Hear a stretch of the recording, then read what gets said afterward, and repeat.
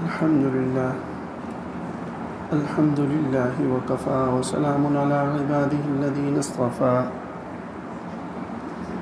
أما بعد فأعوذ بالله من الشيطان الرجيم بسم الله الرحمن الرحيم ويوم نبعث من كل أمة شهيدا ثم لا يؤذن للذين كفروا ولا هم يستعتبون وإذا رأى الذين ظلموا العذاب فلا يخفف عنهم ولا هم ينظرون۔ سورہ نحل کی آیت نمبر 84 اور اس کے بعد کی آیات ہے۔ بہت ساری نعمتیں اللہ تعالیٰ نے جو ہمارے دائیں بائیں پھیلی ہوئی ہیں، جو ہمارے جسم میں ہیں، ان کا ذکر تھا پچھلی آیات میں۔ غور و فکر کرنے کے لیے اللہ کی وحدہ، اللہ کو ایک جاننا، پہچاننا اور اللہ کا شکر ادا کرنا، اس واسطے۔ اب ساتھ ساتھ اب ان آیات میں قیامت کا اور آخرت کا ذکر آ رہا ہے، چونکہ قرآن مجید کا، قرآن کریم کا جو فوکس ہے وہ 3 عقیدے بہت زیادہ ہیں۔ ایک ہے توحید، دوسرا ہے رسالت، رسول اللہ صلی اللہ علیہ وسلم کا رسول برحق ہونا، تیسرا ہے قیامت، آخرت، حساب کتاب۔ اصل میں یہی 3 بنیادیں ہیں۔ اس میں جتنا آدمی مضبوط ہوگا صراط مستقیم پر ہوگا، اس میں کمزوری ہوتی ہے تو صراط مستقیم سے آدمی ہٹتا ہے۔ تو اب یہ آیت ہے، فرمایا وَيَوْمَ نَبْعَثُ مِنْ كُلِّ أُمَّةٍ شَهِيدًا، اس دن کو یاد کریں جس دن ہر امت میں سے ہم ایک گواہ کھڑا کریں گے، ہر امت میں سے ایک گواہ کھڑا کریں گے۔ ثُمَّ لَا يُؤْذَنُ لِلَّذِينَ كَفَرُوا، پھر ان کافر لوگوں کو کسی بھی عذر کے لیے اجازت نہیں دی جائے گی کہ وہ کوئی اپنی مجبوری بتائیں کہ ہم توحید پر ایمان نہیں لا سکے، اسلام قبول نہیں کر سکے، جی ہماری یہ مجبوری تھی۔ لا یؤذن لہم، اور ان کو اجازت نہیں دی جائے گی، یعنی کسی قسم کا عذر پیش کرنے کی اجازت نہیں دی جائے گی۔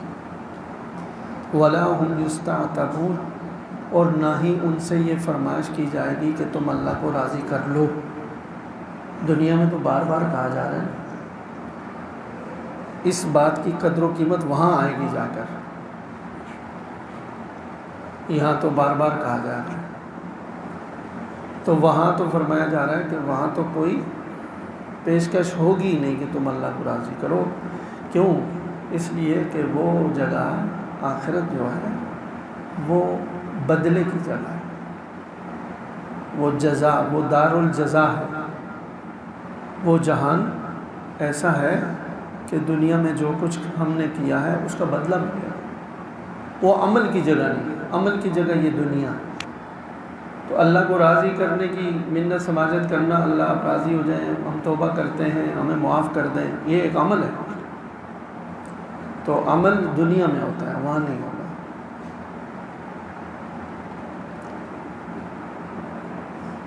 دوسری جگہ پر بھی آیت آئے گی، میں شاید تفصیل کبھی عرض کر دوں، مختصر عرض کر دیتا ہوں کہ یہ ذکر آیا اس آیت میں کہ اس دن کو یاد کرو کہ ہر امت میں سے ایک گواہ کھڑا کیا جائے گا، اور وہ گواہ کون ہوگا؟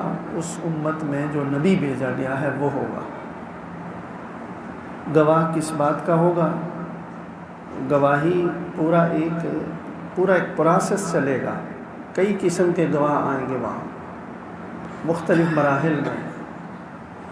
یعنی اللہ تعالیٰ ایسا بالکل نہیں کریں گے کہ چونکہ سارا کچھ میرے پاس ریکارڈ میں موجود ہے، میرے علم میں ہے کون مجرم ہے اور کون فرما بردار ہے، بس جب دوبارہ اٹھانے کے بعد مجرموں کو پکڑا اور جہنم میں ڈال دیا، اور جو فرما بردار تھے ان کو اٹھایا اور جنت میں پھینک دیا۔ ایسا نہیں ہوگا، باقاعدہ پورا مقدمات چلیں گے، پوری تحقیق ہوگی، پوری تفتیش ہوگی، اور وہاں ساری دنیا، ساری کائنات کے سامنے ثابت ہوگا جو فرما بردار تھا اس کی فرما برداری اربوں کھربوں انسانوں کے سامنے آئے گی، اور جو نافرمان تھا اس کی نافرمانی بھی ثابت ہوگی، اور وہ بھی مانے گا کہ واقعتاً میں مستحق ہوں عذاب کا۔ اس لیے ہوگا کہ اللہ تعالیٰ باوجود ساری قدرتوں کے اس وقت بھی یہ دکھانا چاہیں گے کہ اللہ تعالیٰ کسی پر ظلم نہیں کرتا، اللہ تعالیٰ کسی پر۔ تو یہ ایک مرحلہ ہوگا، یعنی گواہوں کی بہت ساری قسمیں ہیں، تو اعمال نامے پیش ہوں گے لکھے ہوئے، وہ خود مستقل، فرشتے بھی گواہی دیں گے، وہ مستقل ایک گواہی کا ایک موقع وہ ہوگا۔ ایک موقع وہ بھی آئے گا کہ جب مجرم انکار کر دیں گے کہ جی یہ جو کچھ فرشتے یا لوگ گواہی دے رہے ہیں غلط ہے، ہم نے ایسا نہیں کیا، تو ان کے اعضاء بولیں گے، زبان پر مہر لگ جائے گی، ہاتھ پاؤں آنکھیں یہ بولنا شروع ہو جائیں گے، اور گواہ زمین بھی گواہی دے گی، درخت اور پتھر بھی گواہی دیں گے، ایسا موقع بھی آئے گا۔ اور یہ زیادہ تر گناہ گاروں کے گناہ کو ثابت کرنے کے لیے نہیں، یہ گوئیاں زیادہ تر نیکوکاروں کی نیکیوں کو ثابت کرنے کے لیے ہوں گی، ان کا ایک اعزاز بخشنے کے لیے، ایک ان کو عزت بخشنے کے لیے۔ دیکھیں سورہ زلزال میں نے مغرب میں پڑھی تھی، تو اس میں بھی آیت ہے، وہ یوم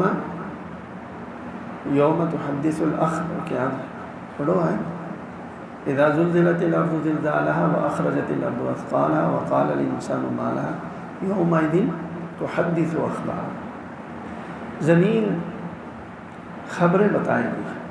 اب اس میں بہت تفصیل ہے کہ کون کون سی خبریں، اس میں ایک رائے یہ بھی ہے کہ زمین جو خبریں دے گی وہ یہ ہوگی، شاید ایسا موقع بھی آئے کہ زمین کے ٹکڑے گواہی دیں گے کہ اے اللہ یہ پھنس گیا بندہ کسی غلطی میں، یہ تو اس نے میرے اوپر بیٹھ کر تو اتنے دفعہ قرآن مجید ختم کیا، یہ میرے اوپر سجدہ کیا کرتا تھا، یہ نفل پڑھتا تھا، یہ فرض پڑھتا تھا، میں گواہ ہوں۔ تو جب اللہ تعالیٰ معاف کرنے کے لیے آئیں گے نا، تو اس طرح سے گواہی بہت ساری گواہیاں آ جائیں گی۔ مؤذن کے لیے ہے جو اخلاص سے اذان دے، اخلاص سے، صرف مزدوری کے لیے نہیں، کہ جتنے درخت ہیں، جتنے پتھر ہیں، فضا میں جو کچھ ہے، جہاں تک آواز جاتی ہے، قیامت کے دن گواہی دیں گے اس کی کہ اس نے اذان دی ہے۔ اذان بہت بڑا عمل ہے۔ تو یہ وہاں ایک سلسلہ چلے گا۔ یہاں جو بتایا ایک مرحلہ ایسا آئے گا کہ جب ان سے کہا جائے گا، بلائے جائیں گے میدان محشر میں، اللہ تعالیٰ ان سے کہیں گے کہ دیکھو تم دنیا میں بھیجے، تمہیں میں نے عقل دی، دانائی دی، سب کچھ دیا، اور پھر میں نے اپنے بندے بھیجے، اتنا سا مطالبہ تھا کہ جو میں پیدا کرنے والا ہوں مجھے پہچان لو، اور میرا اقرار کر کے مجھے اپنا خدا اور اپنا معبود مان لو، میرے ساتھ کوئی شریک نہ کرو۔ تو مختصر سی کچھ عبادت تھی اور کچھ اعمال تھے، اور جو میرے رسول تھے ان کو سچا ماننا۔ اس بات پر یقین کر لو کہ تمہیں دوبارہ اٹھایا جائے گا، کوئی لمبا چوڑا تو تقاضا تھا نہیں، تو تم نے اتنی زندگی تمہیں مہلت دی، تو تم اس طرف کیوں نہیں آئے؟ کیا تمہارے پاس وجہ تھا کہ جی ہمیں تو کوئی کسی نے نہیں بتایا، ہمیں تو کسی نے بتایا نہیں ہے؟ پیغمبروں کو بلائیں گے اللہ تعالیٰ، اچھا کسی نے نہیں بتایا، آ جاؤ جی، موسیٰ علیہ السلام بلائیں گے، آپ کے پرو کہہ رہے ہیں کہ جی کسی نے نہیں بتایا، تو پیغمبر آ کر کہیں گے کہ اللہ تعالیٰ کو سب علم ہے، لیکن لوگوں کے سامنے یہ چیز ایک پروسیس پورا کرنے کے لیے پیغمبر آ کر گواہی دیں گے، اور پوری تاریخ بتائیں گے ان کو، سب کچھ حافظے میں محفوظ ہوگا۔ میں آیا، میں نے تمہیں فلاں فلاں جگہ دعوت دی، فلاں فلاں جگہ تم نے مجھے یوں ستایا، یہ تکلیفیں دی، کس طرح میں نے تمہاری منتیں کی، میری تمہاری سماجتیں کی، یہ احکام دیے، یہ تعلیمات لے کر حاضر ہوا، لیکن تم سرکشی کرتے رہے۔ ان میں سے بعض بدبخت ایسے ہوں گے، وہ کہیں گے کہ ہمیں ان کی بات پر اعتماد نہیں ہے، یہ تو ایسے ہی کہہ رہے ہیں۔ تو ان کی سچائی کے لیے بھی ایک گواہ کی ضرورت ہوگی، انبیاء کی سچائی۔ اگلی آیت ہے، فرمایا وہ بہت آگے چل کر ہے، آگے ہے، وَيَوْمَ نَبْعَثُ فِي كُلِّ أُمَّةٍ شَهِيدًا عَلَيْهِمْ مِنْ أَنفُسِهِمْ وَجِئْنَا بِكَ شَهِيدًا عَلَى هَؤُلَاءِ، جس دن ہر امت کے اندر ایک گواہ ہم کھڑا کریں گے، یعنی ان کا نبی، اور وہ جب دونوں پارٹیاں آمنے سامنے ہوں گی، یعنی نبی یہ گواہی دے رہا ہوگا کہ اس امت تک میں نے اللہ کا دین پہنچایا تھا کہ اللہ ایک ہے، اس کے ساتھ کوئی شریک نہیں، میں اللہ کا رسول ہوں، اس ساری کائنات کو بنانے والے اللہ کی ذات ہے، اور دنیا میں ہم تھوڑے سے عرصے میں آئے ہیں، اللہ کے حکموں کے پابند ہو کر رہ کر کے تو آخرت تک پہنچنا ہے ہم نے، یہ سمجھایا ان کو، یہ نہیں مانے۔ دونوں فریق جمع ہوں گے تو وہ جب انکار کریں گے کہ نہیں یہ ایسے ہی کہہ رہے ہیں، تو پھر اللہ تعالیٰ فرمائیں گے وَجِئْنَا بِكَ شَهِيدًا عَلَىٰ هَؤُلَاءِ، ان انبیاء کی سچائی کے لیے پھر رسول اللہ صلی اللہ علیہ وسلم کو بلایا جائے۔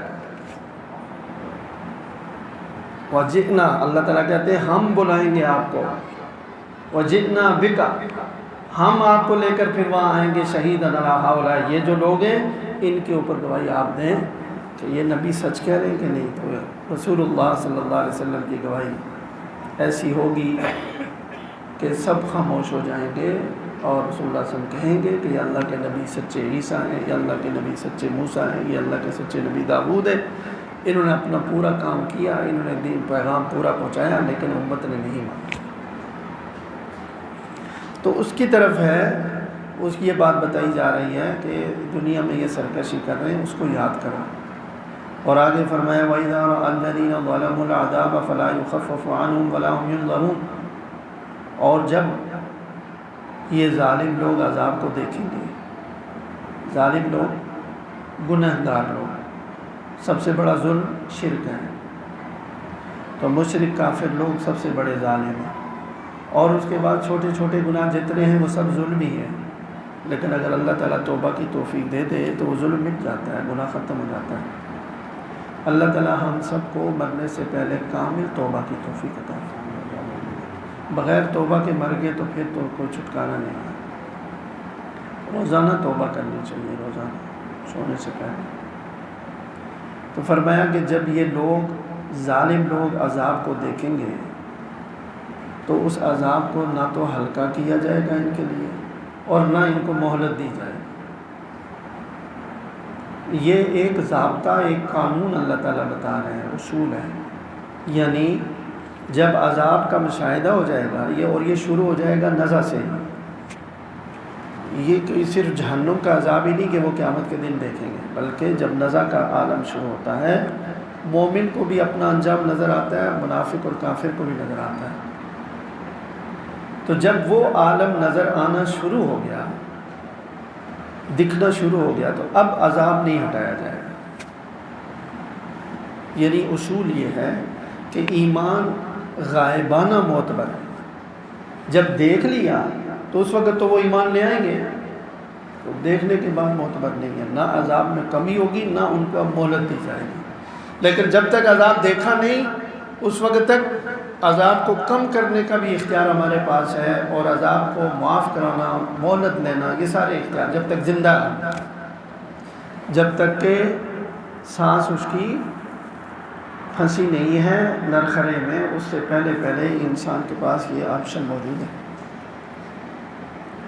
مکمل عذاب سے نکل سکتا ہے، وہاں جا کر نہیں ہوگا۔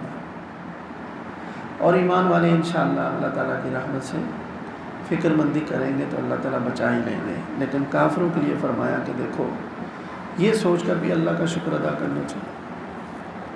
ہم دنیا کی نعمتیں کم ہیں نا، اس کو سوچتے ہیں، ہر انسان کمزور ہے، تو اس طرف ذہن چلا جاتا ہے، تو مایوس ہر وقت سوچ، یہ چیز کم ہے، یہ چیز کم ہے، یہ چیز کم ہے، یہ تو زندگی بے مزہ کر کے رکھ دیتا ہے آدمی، اپنی زندگی خود، کہ صبح و شام اگر آپ کمیاں ہی دیکھتے رہیں گے تو خوشی نہیں ہوگا دن۔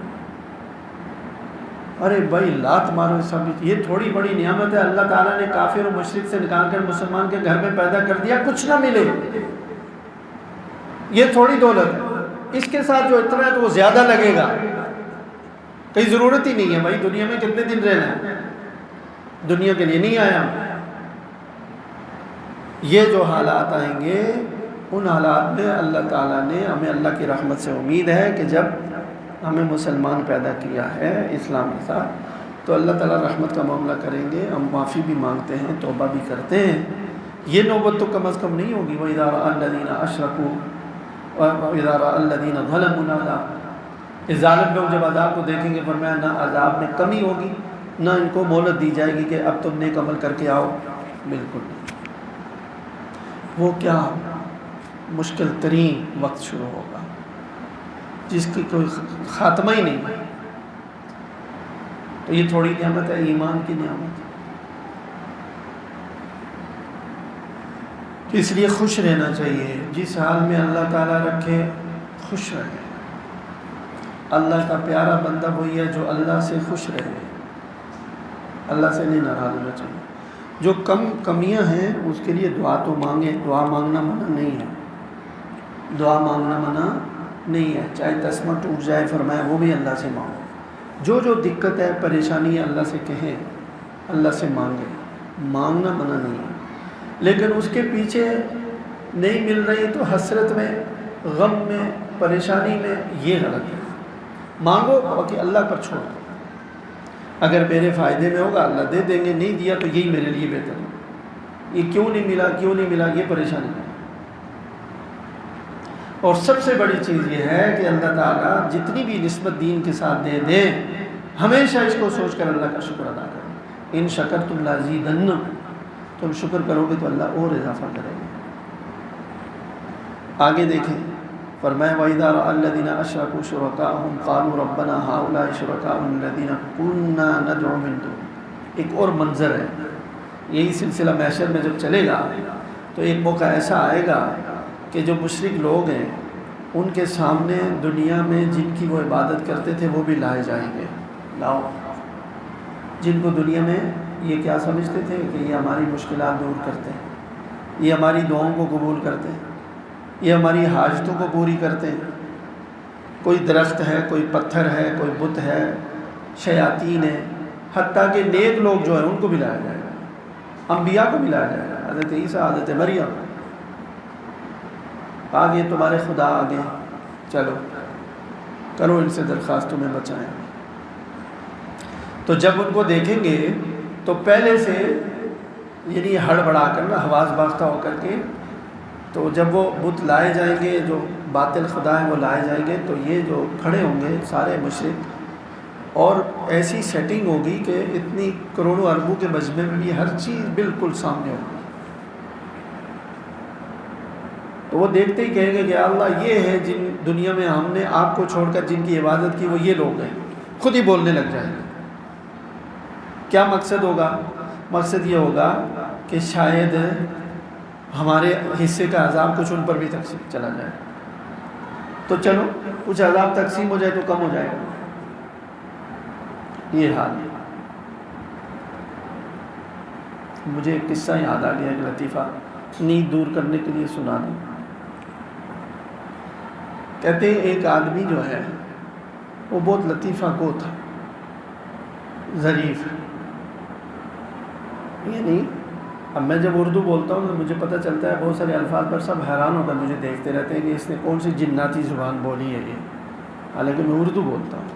یہ حال ہو گیا ہماری اردو کا، اردو نہیں سمجھتے ہیں اور ٹیشو بیشو پڑھنا شروع کر دیا نا تو نہ وہ زبان آئی تو نہ اپنی اردو آئی۔ کوا چلا ہنس کی چال، اپنی چال بھی بھول گیا۔ ہم ایسی ہی کوئی آدھا تیتر آدھا بٹیر، پاکستانی قوم کا کوئی رنگ نہیں ہے، کوئی نسل نہیں ہے، کوئی زبان نہیں ہے، ثقافت نہیں ہے، عجیب و غریب قوم ہے۔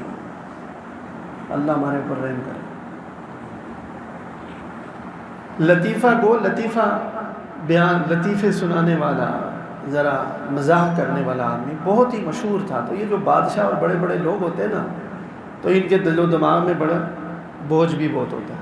تو بعض اوقات وہ اس طرح کے لوگوں کو بلاتے ہیں کہ بھائی کوئی تفریح طبع ہو جائے، ہنسی مذاق ہو جائے، تھوڑی دیر طبیعت خوش ہو جائے۔ تو بادشاہ نے اس کو کسی کو کہا اس کو بلاؤ۔ اچھا، بادشاہ نے یہ طے کر لیا کہ میں نے ہنسنا نہیں ہے، ٹھیک ہے۔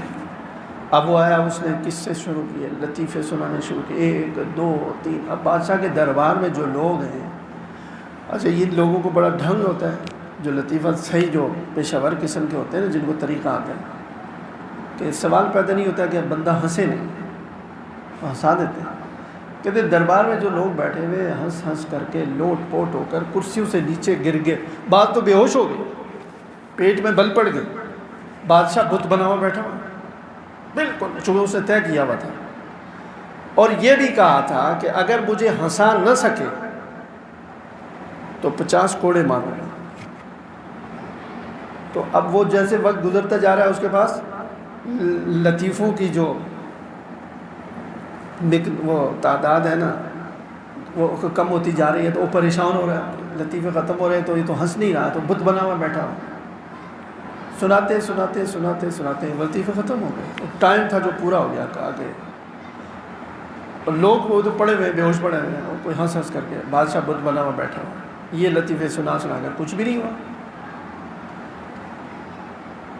بادشاہ نے کہا لے جاؤ اس کو، جو سزا ہم نے کہی تھی اس کو، یہ ہمیں ہنسا نہیں سکا. تو بادشاہ سلامت ایک بات ہے، کہا کیا؟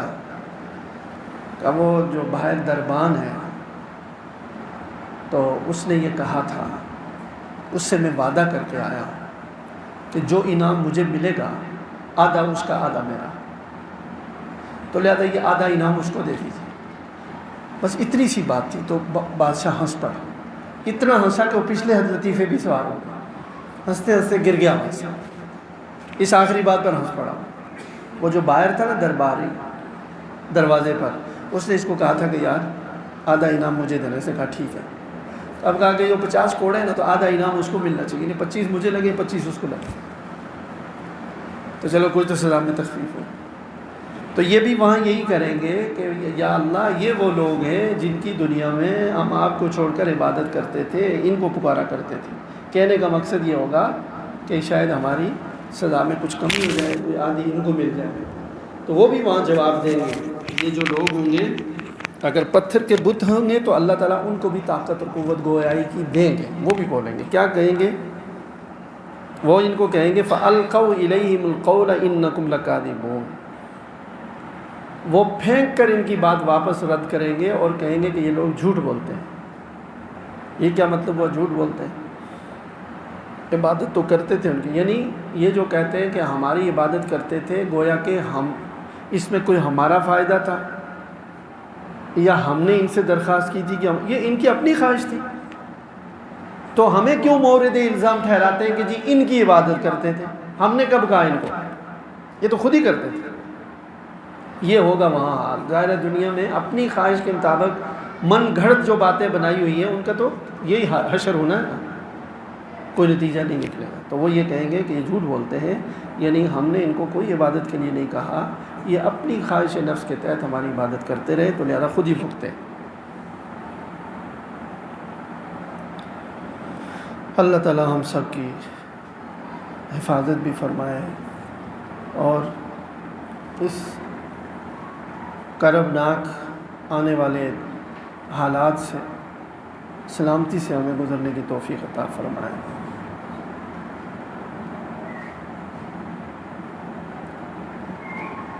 بس کافی ہے. اللہ تعالیٰ ہمیں آخرت کے دنیا کے عذاب سے ہمارے حفاظت فرمائے. اللہم لک الحمد لا نحصی ثناء علیک انت کما اثنیت علی.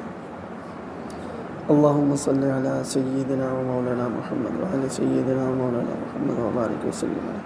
یا اللہ ان سب کا بیٹھنا میں اپنی رضا کے لیے قبول فرما دیں. یا اللہ قرآن کے اس پیغام کو ہمارے دلوں میں اتار دیں. یا اللہ آخرت کے عذاب سے ہماری حفاظت فرمائیں، دنیا کے عذاب سے بھی ہماری حفاظت فرمائیں. ہم سب کو یا اللہ بغیر حساب کتاب کے جنت میں داخلہ نصیب فرمائیں. صلی اللہ تعالیٰ علی خیر خلقہ محمد و آلہ وصحبہ اجمعین.